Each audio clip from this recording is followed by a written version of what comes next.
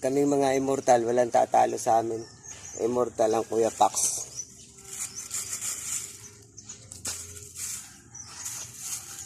Ito yung kaibigan ko. Hindi talaga ako iniiwanan, ano. Kaibigan ko tunay, ito siya.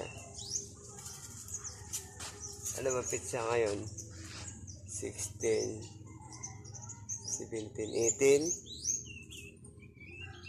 18. Yes, September 18. Morning time. Ang immortal, simple na.